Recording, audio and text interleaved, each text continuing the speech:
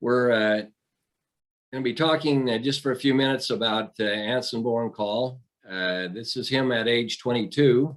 Did you know him? And this is the Anson Call home in Bountiful.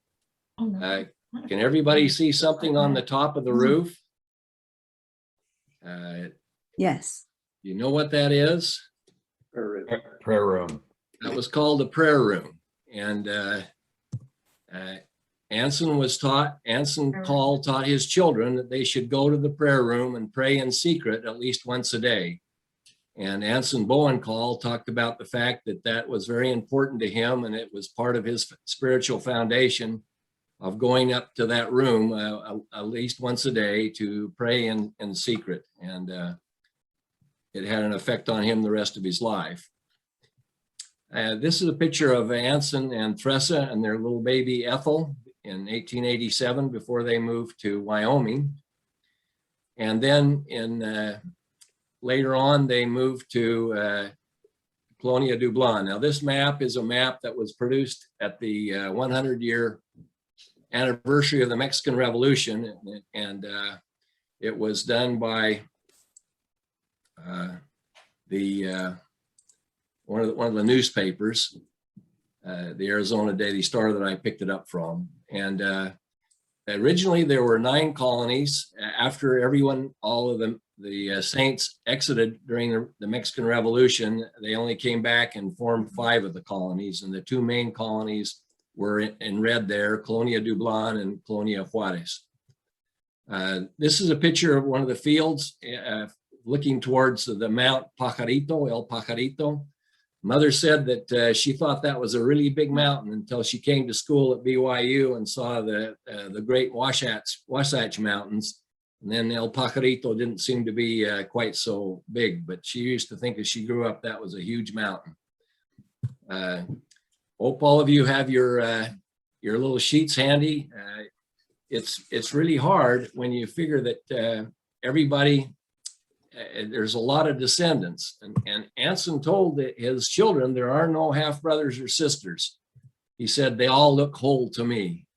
And so they were never ever permitted to call each other my half sister. And so Mother would refer to Ethel and Ivis and Anson as her brothers and sisters. And so I grew up a little bit confused. And then when you go to a reunion and you're not if you're a spouse, it's even more confusing to try to figure out where everybody comes from. And so it's good to have that sheet out. There are 125 grandchildren. That means that I have 124 first cousins. Can you believe that? And of those, 64 are still living. Many of you here on the screen are grandchildren and are among those living. And we estimate that there are probably around 6,000 descendants now from Anson Bowen Call. Wow. These are the 4 wives that Anson had. None of them lived, all 4 of them never lived together. Hattie died in 1894, so she never even knew the other 2 wives, Dottie and Julia. Now, I put this together so you can kind of see a little bit of the wives. This is the Theresa and all of the children that came from her family. And I knew every one of those but Veland, and just barely knew Gaius. But the rest of them, they came and Mother would introduce me. And Anson, I know him a lot. But those are the children of Theresa. Hattie had 1 child named Clella, and then when Hattie died, Theresa raised Clella, and in that. Dottie was the other wife, and she had 3 children. Florence died when she was 4 years old, and Waldo was killed in that murder that took place as they were delivering some freight. He and Thone were murdered. So the descendants from this family come mostly through Charlie. This is my mother is Lorna in the left. This is either Julia's children. Julia had 12 children, and the 2 silhouetted twins down there and only lived a couple of weeks. Well, actually, Homer lived 19 months, and Omer just lived 3 weeks. Ola, also, she died at age 11. So these are the children of Julia. So there were 18 children, and in that we produced a booklet in 2001, and there were 2,598 descendants from these lines of 18 children. And we're going to try to update that descendancy. And we, like I say, anticipate that there'll be probably double that amount or close to 6,000 descendants. And we're going to need everybody's help to put that together and get all the births and marriages and things that have happened since 2001, which was the last time we put together that descendancy. And that little blue book off to the left there is the book that we produced. I can give you a digital copy if anyone wants a copy of that one before we produce the new one. This is Anson Bowen Call, his home in Colonia Dublin. Oh, that's what I wanted. That's great. Ernest Call lives there now, and across the street in Hannah's house is where Carl lives. So they're both very much in use, and the bullet hole that was shot on the way out of the house by those people that were marauders, you can still see in the doorway there, as you on the far right, the back. And if you go down there, Ernest will be happy to show it to you. And Anson one day got a letter from Box B, and many of you have heard some of the stories. Elder Packer used to tell the stories of receiving letters from Box B. That meant you had received a mission call. In those days, you didn't put in your papers to go on a mission. You were called on a mission, and your letter came from Box B. The letter was dated February 20th, and he was asked to report to be set apart if he agreed to accept the call. It wasn't you were given your free agency. And if he did, then his bishop, just like they do now, was to endorse the reply. So that meant they had 2.5 months to prepare. Thretha was 6 months pregnant, and she had 5 children under the age of 10. Now, in those days, the only store in the area was the Call Harris Bentley store, which later became the Union Mercantile store. Brother Harris and Brother Bentley were in partnership with Bowen in the store, and they had a partnership agreement. They all together said that if we're called into church service, that the other 2 that aren't called will support whoever is called. And that was not, they all agreed to do that. And so when Bowen was called, there was no hesitation. They just said, absolutely, you go ahead and go and we'll support you. So they agreed that Theresa, with the 5 children, would travel with Bowen on the train to Utah. And she would live there with her mother, who was Pamela Thompson. And they would be there until the baby arrived. So that's what they did. Brother Harris would give up his job teaching and come to Dublin and live in the Call's home and manage their farm. Now imagine that. Not even a hesitation. He did, fine, now I'll be happy to do that. And then when Theresa came back from Bountiful, she would go back and live in Brother Harris's house. And they lived there until Bowen returned from England on his mission. And that was the agreement. And there was no, I don't know, it was just, you bet, that's what we do. We support someone when they're called on a mission. And that was according to their agreement. This is the missionary certificate that was given Bowen. He went by Bowen because his father was named Anson. So we call him Anson Bowen Call, but he went by Bowen. It was really interesting because Aaron had never heard him called Bowen because he always called him Papa, and most of the people knew him as Bishop Call. And so everybody in the town called him Bishop Call. And Aaron had never heard anybody call him Bowen, but his name, everybody that knew him on a first name basis, but called him Bowen. So he departed by train on April 13th from Salt Lake. They sailed for 12 days on the SS Ohio. And he wrote down, for the first 3 days, I was afraid I would die. And the next 5 days, I was afraid I wouldn't die. So it was a little bit on the rough on the crossing. They landed in Liverpool on April 30th. And he was ready to begin his mission. His first area was in Norwich, which is in the eastern part of England. And these pictures off the internet still show the old cobblestone and in Norwich in the streets. And his first companion was his brother, Willard. Now, Willard came, his mother was Margarita, and they both had the same father. Anson's mother was Maria, and Margarita was one of the wives. She was in the handcart company that Anson Call went to help rescue. And when they got back, Brigham Young suggested that Anson marry two of the people that were in the handcart company. So Willard, his mother is one of the women that Anson rescued from the handcart rescue from the Martin and Willie Handcart Company. So they were companions in Norwich. I think they look charming in their Prince Albert coats, don't you?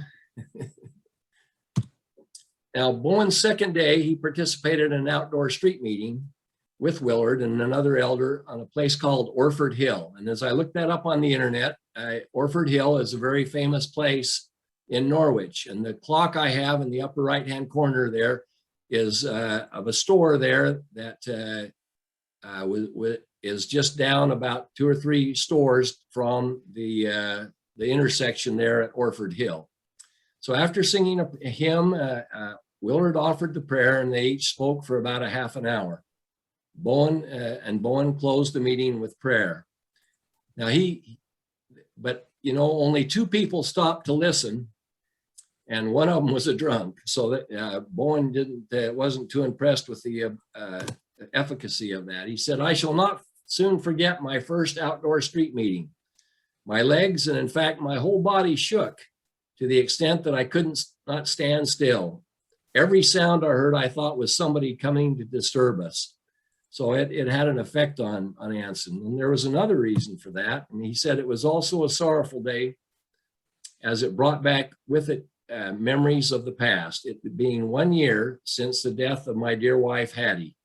However, I did my best to overcome my feelings. So he was remembering that he had lost his other wife a year ago to that day, and also being quite apprehensive about participating in a street meeting, in his first one in England. In his journal on June 17th, he wrote, "With the morning mail came a letter from Mother Thompson announcing the birth of a little girl at our house, that all was well. The letter stated that 2 weeks prior to receiving it, that was June 3rd, St. Peter left the gates ajar and a little girl came down on a falling star." So that was how Bowen found out that his little daughter had been born from his mother-in-law, that they were living in Bountiful. He was later assigned to Cambridge. And I was mentioning this to Robbie, and he told me that Erin and he were in England together, and Erin took him around and they looked at some of the sites and tried to walk some of the same streets that Bowen might have walked when he was assigned to Cambridge. On the lower left-hand side there is the University of Cambridge, very famous, and it was famous then as a university center. There's more than one university in Cambridge, and quite an educational center. Bowen was a little apprehensive about being there because of all of the education and everything. He wrote, "Many of the ministers came here to finish their education and to prepare them to preach the gospel.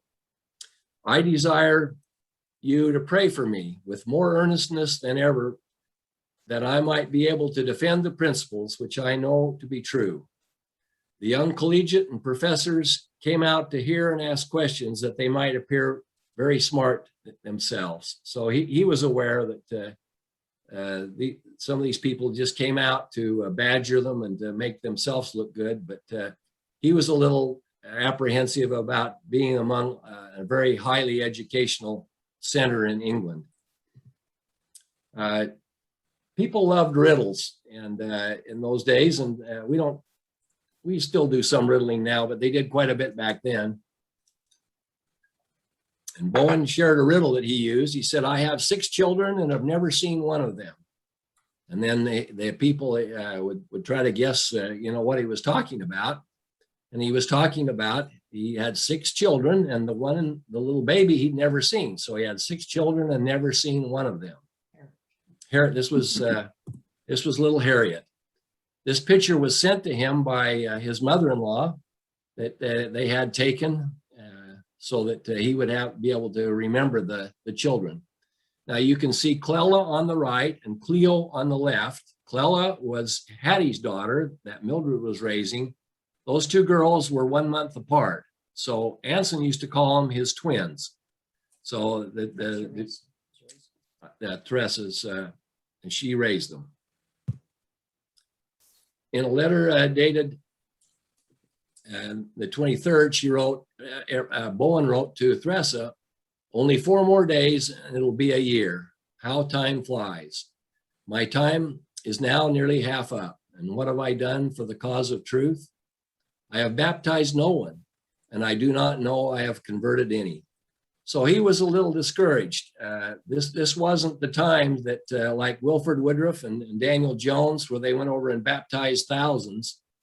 A lot of the blood of Israel had already immigrated to Zion, and they weren't as successful as the initial missionaries that went to England, and he was a little discouraged. This is a picture of his mission president in the middle there, President Lund, and he was an apostle, and he was assigned to be the mission president. To his right, or to our right, there is Elder Lee, which was one of Bowen's companions. Elder Lee was the son of John Lee that was executed for the Mountain Meadow Massacre, and he asked Bowen.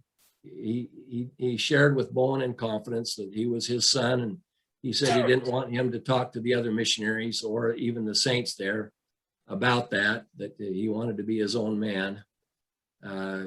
But he did share, and he and Bowen became lifelong friends.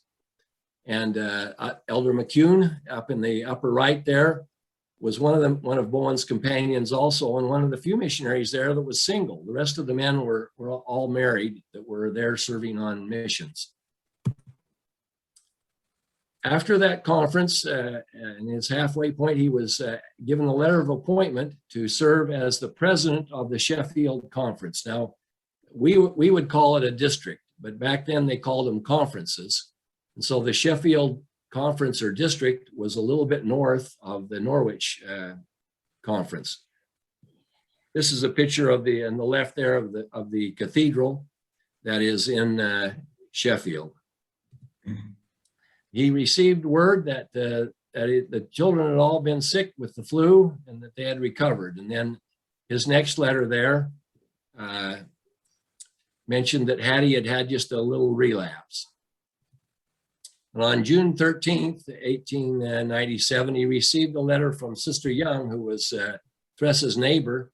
By then, Theresa had returned to Colonia Juarez, and announcing that little Hattie had passed away on 2.5 weeks earlier. So you can see it took about 2.5 weeks for a letter to get from the colonies over to England. I don't know how that little squiggle got on my whole thing there. Anyway, it was kind of heartwarming to read his letter to Theresa. He said, "The Lord sent her spirit to earth and has called her home. Our children are only on loan to us. I know this is a great trial to you, more on account of my absence, but you know where to go for succor and comfort. Put your trust in him, and he will give you that aid which we all so much need." So Bowen was very much aware of what was going on and really felt bad that he couldn't be there. So little Harriet was born and died without Anson ever seeing other than the picture that was sent to him. When that letter came, he continued, from Sister Young, my heart was almost broken. I went before the Lord in secret, and he sent me that cooling, soothing influence of his Holy Spirit, which he is always so willing to bestow upon his children who seek him in faith and humility. I have fasted and prayed 24 hours, and I can now acknowledge his hand in it.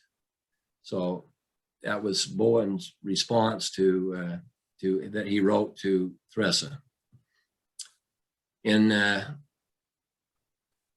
1896, he was as president of the conference, he was able to visit areas around, and he went up to the northern part of the mission to Scotland, and that's where Theresa's relatives were from, and he visited them.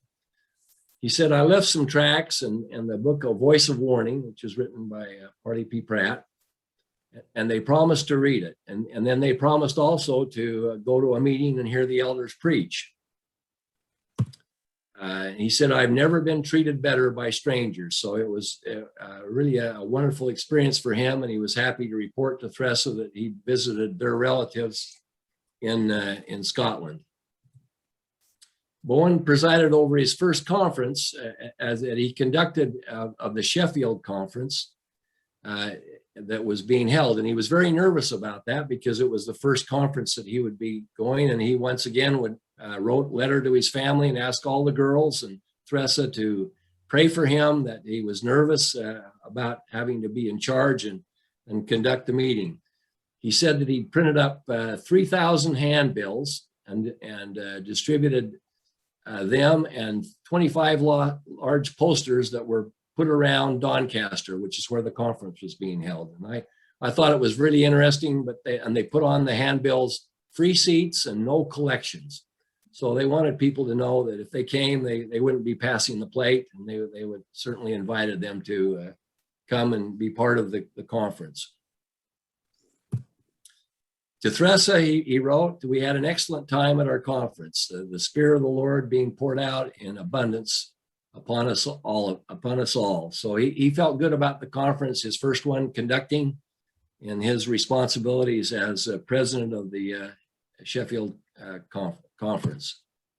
They took a picture of the missionaries, and Anson's the one in the stovepipe hat. Can you pick him out? Okay, there he is. So it looked like it was fashionable for some of them to grow a beard, and Anson decided to do that. A little later on, several days after that, Anson and Bowen and some of the missionaries went to some fireworks that were going off. Anson had an impression. He said, let's move on a little bit. And so they did. They had just moved about 6 feet and the last shot of the fireworks went off. And something broke off from one of the rockets and struck the man standing in the very spot where they had been standing, and he was killed. Can you imagine that? That was quite a situation there. And Anson responded as he wrote about this to Theresa. Thus we see how he cares for his servants. Nobody had any idea that we were in danger, yet I felt impressed to move, and I thank God for it. So what a great thing that had the elders stayed there and not followed Bowen's direction. One of them would have been killed instead of the man that was there after they moved on. Their headquarters were in Doncaster, and the headquarters it was not just a place where they did their paperwork, but they also lived there, and they had people there and with the housekeeping. And they'd been having trouble with it was Mr. and Mrs. Thompson, and that Mr. Thompson did a lot of drinking, and when he did, he would come home and he was quite abusive to his wife and even to some of the elders. And so they felt like they needed to just move the mission headquarters over to Barnsley, and that you can see on the map there. It was about 16 miles to the east. the Barnsley branch was really quite a success. And I picked this picture up off the internet. I don't know it's exactly back in the 1895, but it gives you a little flavor of what Barnsley might have looked like back then. When they moved their headquarters, there was only one member family in the whole town, in the Barnsley branch.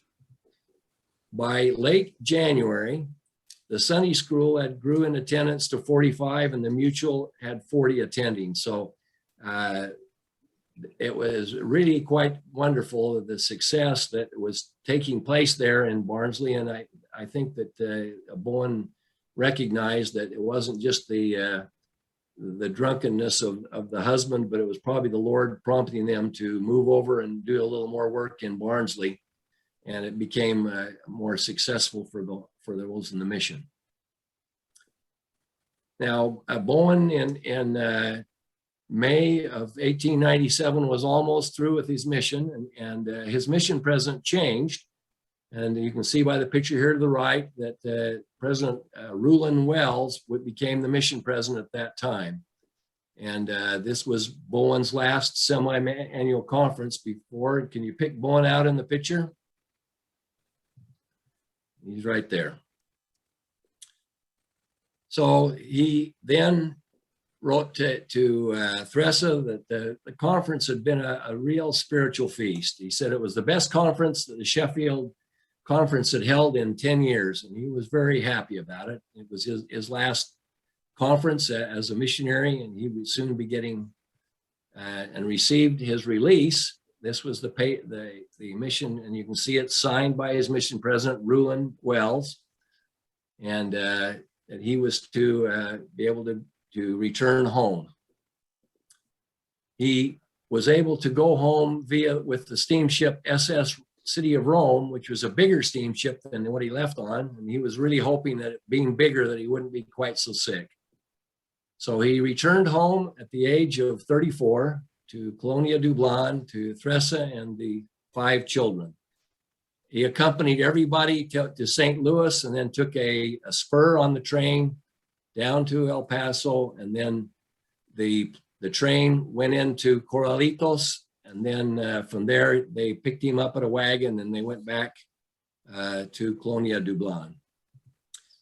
So that's just a brief overview of the mission of Anson Bowen Call.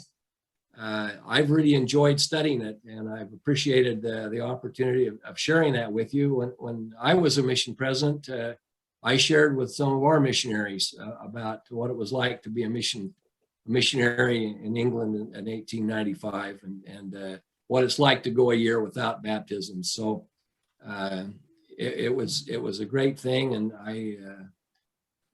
Bowen told Theresa that he felt like the experiences that both he and her were having is something that affected them and would bless them the rest of their lives.